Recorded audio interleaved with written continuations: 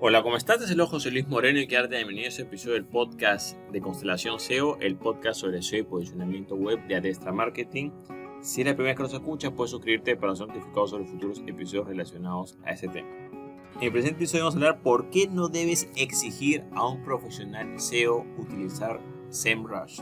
Es importante destacar que yo no tengo nada en contra de esta herramienta, pero voy a abordar este tema ya que es un patrón que se da en algunos sectores del SEO. En primer lugar, hay que tomar en cuenta de que algunas empresas o negocios, digamos, que han comenzado a utilizar esta herramienta que es de SEMrush, les gusta la herramienta, están familiarizados con ella y cuando quieren buscar la ayuda de un SEO profesional, generalmente algunas empresas tienen la idea de exigir como requisito utilizar dicha herramienta. En el presente episodio voy a explicar por qué esto quizás no es una buena opción. Bueno, vamos a comenzar a explicar qué es SEMrush. SEMrush simplemente es una herramienta, lo que es la parte de SEO, también ve lo que es la parte de SEM, publicidad pagada online, lo que corresponde a búsquedas.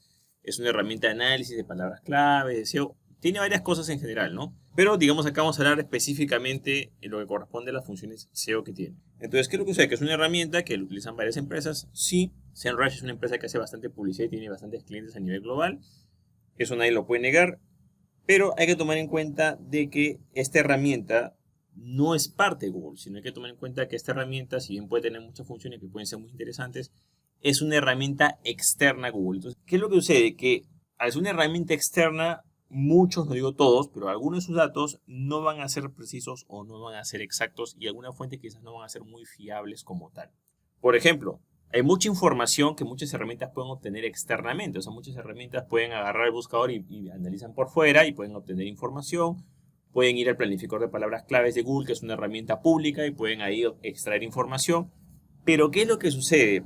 Que esa información no está completa porque se están viendo datos externos, pero no se puede ver los datos internos o la propia data del propio Google. Por ejemplo, tú puedes ver los resultados, las 10 primeras posiciones en una búsqueda específica, pero estás viendo en primer lugar las búsquedas bajo ciertos parámetros, porque las búsquedas se personalizan de acuerdo a cada persona que utiliza su navegador o como su comportamiento pasado, ¿no? Pero esa búsqueda no necesariamente es igual para todos los usuarios, punto número uno. Punto número dos, ahí en esa búsqueda no hay datos de tráfico generado por posiciones exactamente. O sea, tú puedes estar en el puesto 1 y una persona en el puesto 3 puede tener más tráfico que lo que tú tienes. Entonces, no necesariamente eso quiere decir de que la información está completa. Hay data que falta y por supuesto que esa data la tiene el propio Google. ¿Okay? Al tener la información más completa, más oficial y más precisa, por supuesto que se van a poder, esa herramienta va a ser mucho más exacta. Estamos hablando de las herramientas oficiales de Google. Mientras que los datos de este sitio externo quizás no van a ser tan precisos. Quizás en algunos datos sí puede, digamos, como acercarse un poco, pero en otros datos se puede distanciar mucho de este tema, ¿no? O mucho, se puede distanciar mucho de los datos reales como tal. Hay que tomar en cuenta de que, por ejemplo, este tipo de herramientas, como precisamente no tienen la data completa, lo que hacen es que tratan de, en primer lugar, dar otras herramientas para complementar o justificar, digamos, el uso de esta herramienta. Por ejemplo, no sé, pues también te doy información sobre lo que es anuncios pagados o palabras claves para anuncios, o también te doy una herramienta para poder generar reportes o presentar las cosas de una forma diferente. Ok, digamos que está bien, pero digamos que se desvía un poco al verdadero fin del SEO. No es que por tener la herramienta te vas a posicionar automáticamente, no, es una herramienta más que todo de análisis como tal. Bueno, y por supuesto te ayuda a optimizar te da unas guías para optimizar, pero no es que haga el trabajo como tal. Sin embargo, aquí hay una arma secreta que tiene este tipo de herramientas que generalmente utilizan lo que es la comparativa. ¿Okay? Y eso es algo que se utiliza mucho en lo que es en la parte social, que es la comparación entre usuarios. O sea, por ejemplo, mira los datos de tu competidor, las palabras clave de tu competidor. Entonces, por ese, digamos, gancho, digamos, o esa curiosidad es que se atraen bastantes usuarios, porque claro, dentro de la propia psicología de las personas está el tema de compararse. Pero ¿qué va a pasar? Como he dicho anteriormente, si precisamente esa herramienta no tiene datos exactos y comienza a hacer comparaciones de tu empresa con otra empresa, posiblemente mucha de esa información no sea precisa. ¿Okay? Porque ya hay una base de fondo que no tiene la información original, no tiene los datos exactos de cada sitio. Vamos a poner un ejemplo, ¿no? Tú utilizas Google Analytics como tal, ¿no? Tú, como dueño de tu cuenta de Google Analytics, tú puedes saber, o de Google Search Console, puedes saber el verdadero tráfico original 100% que tiene tu sitio web. Eso lo sabes tú como dueño de tu negocio, de tu empresa y dueño de tu sitio web. Perfecto. Pero otra empresa no lo puede saber. Entonces, ¿qué hacen esas otras empresas? Sacan estimados. Yo estimo que este sitio tiene, pero en realidad no sabe el tráfico real. Es más, en el propio Google no existe una manera que tú puedas ver el tráfico real de otra página porque ese dato es un dato privado, ¿ok? Y aquí hay otro punto en el cual tienes que analizar este tipo de herramientas, porque este tipo de herramientas, si bien no tiene acceso a esos datos, digamos que son, entre comillas, privados, por supuesto que los datos que ellos tienen de los sitios donde han colocado su código, sí los van a comparar y sí los van a exponer. O sea, tú también te estás exponiendo a que expongan tus datos, pero esos datos no van a ser completos, porque no todo el mundo tiene la herramienta de SEMrush, solamente algunas empresas. Entonces lo que hace esta herramienta es que saca unos estimados. Ahora, ¿cuál es el problema? Que si ya trabajas en el rubro y ya tienes experiencia, te vas a dar cuenta que esos datos muchas veces están inflados. O sea, por ejemplo, me tocó casos de clientes que de repente me dicen, ok, la herramienta dice esto y yo veo el tráfico real y no hay punto de comparación. La realidad es totalmente diferente, ¿no? No, que mira que estás posicionado por en tal lugar, o que tienes tanto tráfico mensual, o que este competidor tiene tanto tráfico, tantas palabras claves, y los datos distan mucho de la realidad. En muchos casos es puro humo, ¿ok? O sea, datos muy poco precisos. Entonces hay que tomar en cuenta de que tener datos que no son precisos puede llevar a que saquemos conclusiones que no son las adecuadas, lo cual sí puede traer problemas en el futuro en el posicionamiento precisamente de esa empresa o negocio con la cual se va a trabajar. Ahora hay que tomar en cuenta, por ejemplo, que las herramientas oficiales como tal del propio Google son Google Analytics, Google Search Console, estadísticas de página y velocidad de Google o el Google Speed Test, como le llaman algunos. También puede ser planificador de palabras claves de Google Ads, que es otro fin, eso es para anuncios pagados, pero también se utiliza un poco para lo que son algunos análisis de SEO. Pero son herramientas oficiales. Ahora hay que tomar en cuenta que estas herramientas oficiales, digamos, el planificador de palabras claves es una herramienta abierta, pero ahí te hace la aclaración que es para anuncios pagados y que no es exacta, lo dice el propio Google. Y la herramienta de test de velocidad se puede ver públicamente. Pero, digamos, la información de Google Analytics y Google Search Console es una información privada. O sea, eso no se puede ver públicamente. Y esa es la herramienta oficial como tal, ¿no? La herramienta oficial del propio Google. Generalmente estos datos que tú vas a ver internamente sí se van a aproximar a la realidad porque son la realidad y es lo que el propio Google dice, ¿ok? Dentro del sitio web. ¿Cómo es la situación real de eso? Son bastante certeras, por supuesto, no una herramienta al 100%, pero digamos tiene un nivel de confiabilidad bastante alto, ¿no? O elevado. Ahora hay que tomar en cuenta que cuando se obliga al profesional SEO, la persona que hace el cargo de SEO a utilizar esta herramienta de forma obligatoria, digamos, o sí o sí, el problema es de que se corre cierto riesgo de que quizás se está dando más importancia a los indicadores de esa herramienta como tal, que es una herramienta externa, que a lo que dice el propio Google. O sea, o quizás en vez de centrarnos en el posicionamiento real, nos vamos al posicionamiento de los reportes, que es muy diferente, o el posible posicionamiento. Entonces, al final hay que tomar en cuenta que si lo que nosotros queremos es mejorar nuestras posiciones y mejorar ese tráfico proveniente de las búsquedas orgánicas, al final no interesa si usamos SEMrush, si utilizamos la herramienta XYZ, la herramienta Pepito Pérez, no interesa. Al final lo que interesa son los métodos que tenemos que hacer para el posicionamiento. Y el uso de una herramienta no es que la herramienta nos va a posicionar automáticamente. Tenemos que hacer las acciones de SEO que siempre hay que hacer en todos lados, ¿no? Que generalmente se ven los diferentes pilares de SEO. En primer lugar, lo que es la parte, por ejemplo, del cumplimiento de normas de Google como tal, porque si no cumplimos las normas no nos vamos a posicionar. Lo que es la optimización interna del sitio web. Por ejemplo, la generación de enlaces internos, la navegación, la generación de contenidos, la estructura del sitio web como tal, las intenciones de búsqueda, quizás algunos enlaces externos, generación de contenidos, la parte analítica web, etc. O sea, hay muchas cosas que hay que hacer como tal. Sin embargo, hay que tomar en cuenta cuándo quizás una empresa tiende a utilizar este tipo de herramientas. Generalmente las empresas que tienden a utilizar este tipo de herramientas son empresas, digamos, que no tienen una parte o un departamento o un encargado de lo que es la parte analítica web. Tienen problemas para analizar y presentar datos. Generalmente, este tipo de herramientas es como una vía fácil para poder presentar esos datos que a veces no está el profesional capacitado para poder presentar esos datos o para poder analizar esos datos. Pero no necesariamente eso quiere decir de que esa sea la única manera de hacerlo. Generalmente el SEO va a preparar y mostrar sus propios datos. Generalmente los datos siempre están públicos. O sea, los indicadores, digamos, relevantes están públicamente ahí. Entonces, por ejemplo, si tú quieres posicionarte, bueno, pues si tienes una cantidad de tráfico orgánico mensual y ese tráfico orgánico debería aumentar mes a mes. Entre más tráfico orgánico de buscadores tengas, más posicionamiento tienes. Menos tráfico, menos posicionamiento tienes.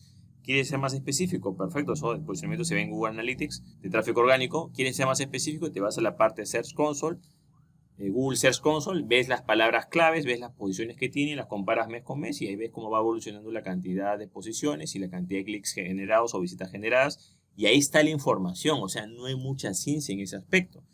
Te quiero compartir algunos casos o unos ejemplos que he tenido en el día a día, interactuando con clientes. Por ejemplo, hay clientes que me han dicho, no, pero yo quiero un reporte de, digamos, de SEMrush, ¿no? Ok, quiero que me hagas un reporte específico. Ok, perfecto, esta es la data. No, pero yo esa data yo ya la sé de Google. Claro, pero es que a nosotros nos interesa lo que Google dice, no nos interesa lo que dice un sitio externo, ¿no? Entonces yo, por ejemplo, en lo personal he visto que algunos clientes que utilizan este tipo de herramientas, generalmente ya es un motivo para agarrar con pinzas ese proyecto, porque es un proyecto que generalmente tiene problemas de posicionamiento. Es muy raro, o sea, bueno, pueden haber algunos casos, pero generalmente cuando un cliente o un potencial cliente exige utilizar SEMrush o solamente está en ese tema, en esa etapa, claro, se nota que está en una parte inicial del SEO. O que simplemente no cuenta con un profesional SEO o que no tiene una persona que analiza ese tipo de información en la empresa o negocio. Entonces hay un tipo de deficiencia que hay. Entonces, posiblemente para una empresa que recién está empezando, que no tiene personal, que no tiene y que se le hace muy difícil buscar la información, integrarla, analizarla, podría quizás ser algo factible, ¿no?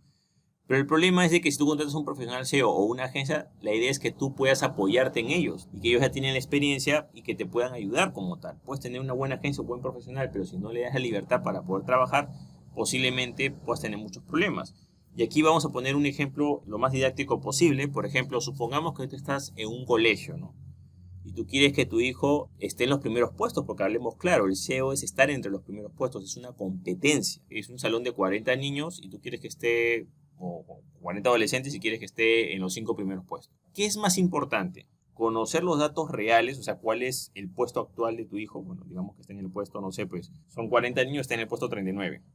Esa es la realidad. Ahora, ¿quién te da ese dato? Ese dato te lo va a dar el propio colegio. No te lo va a dar un sitio externo. ¿Te lo puede dar el sitio externo? Sí, pero no va a ser exacto. Quien te va a dar el puesto exacto actualizado va a ser el colegio. Ese ordenamiento, ¿por qué se determina? Por las notas que está sacando, la asistencia, todo lo demás. ¿Quién te da esa información? ¿El propio colegio o un colegio externo? El propio colegio. Entonces, si te puedes dar cuenta, en primer lugar, la data oficial es la que realmente vale para ese posicionamiento, no la data externa. Ahora, ¿quién te puede dar más información sobre tu hijo? ¿Lo que te dice el propio colegio y los propios profesores o lo que te dice una persona externa que no tiene nada que ver con el colegio? Entonces ahí está la respuesta. Entonces, ¿qué pasa? Que en vez de que muchas personas recurran al colegio como tal, a las fuentes oficiales, a las notas oficiales del colegio, que en este caso sería Google, digamos, ¿no? Quien te está poniendo, quien te está evaluando, quien te está dando las calificaciones, quien te está dando el orden de mérito, tú recurres a personas externas, que no están en ese colegio y que dicen, mira, es que yo soy como una persona que te ayuda y bueno, yo creo que él debería estar en este puesto y yo creo que el del tercer puesto está así, esta es la rutina del segundo puesto, o que tu hijo, si lo ponemos en la media de esta ciudad, más o menos ocupará este puesto a nivel ciudad, pero eso no interesa. Al final lo que interesa son los indicadores oficiales y el orden de mérito que ocupa tu hijo en ese colegio. A ti no te interesa el orden de mérito que ocupe tu hijo a nivel global, a nivel estatal o de ciudad. A ti lo que te interesa es la nota que está sacando actualmente en ese salón, ¿te das cuenta? Entonces, es uno de los primeros puntos, ¿no? Al no tener información oficial, se desvía el foco de atención y se va hacia otras cosas que en realidad no van a sumar mucho. Ese es el primer punto, ¿no? Segundo punto, el tema de las comparaciones.